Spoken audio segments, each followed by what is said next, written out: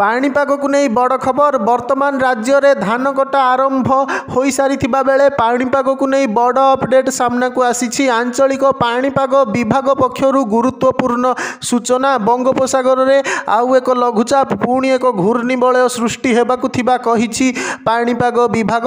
बंगोपसागर में आसूची आउ एक बड़ लघुचाप आउ 2 दिन पर अर्थात नवेम्बर 21 तारिख बेलू दक्षिण अंडमान सागर में एक घूर्णिबलय सृष्टि हो पारे। ए नहीं पूर्वानुमान करिछि भारतीय पाणीपाग विभाग बा आईएमडी। नवेम्बर 21 तारिख गुरुवार दिन दक्षिण अंडमान सागर में एक घूर्णिबलय सृष्टि हेबा परे ताहा क्रमशः पश्चिम और उत्तर पश्चिम दिगरे गति करिपारे। ए नहीं सूचना देइछंती अंतर्जातीय पाणीपाग विज्ञानी जासन निकल्स। दक्षिण अंडमान सागर में एक घूर्णिबलय क्रमे गति करी लघुचाप रूप नहीं पारे। आसंता नवेम्बर 23 तारिख रे लघुचाप रे परिणत होई पारे संभाव्य घूर्णिबलय।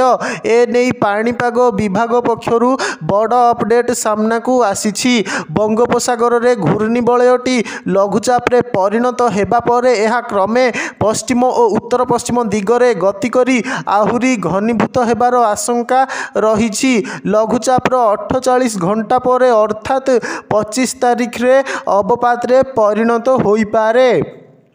तेबे घूर्णिबलय सृष्टि हेबा पर जाई लघुचापर तीव्रता बाबद रे अधिक सूचना देई हेबो। सिस्टम उपरे नजर रखा जाइथिबा आंचलिक पाणीपाग विभाग पक्षरु सूचना दिया जाइछि। बंगोपसागर रे सृष्टि हेबाकु थिबा लघुचाप आगोकू आहुरी घनीभूत हेबो कि नाही ता उपरे रही पाणीपाग विभागर नजर। तेबे प्राथमिक आकलन अनुजाई एहा तमिलनाडु श्रीलंका उपकूल छुई पारे। ओडिशा उपरे एहार प्रभाव रहिबो कि नाही से नहीं एबेठारु पूर्वानुमान करा जाई पारिबो नाही। पूर्व केंद्रीय बंगोपसागर संलग्न दक्षिण अंडमान सागर रे लघुचाप सृष्टि हेबो। एहा क्रमशः उत्तर पश्चिम दिगकू गति करी 25 तारिख सुधा अवपातर रूप नेब। तेबे लघुचाप प्रभाव में केउ केउ अंचल रे वर्षा हेबो से नहीं पूर्वानुमान करिनी पाणीपाग विभाग।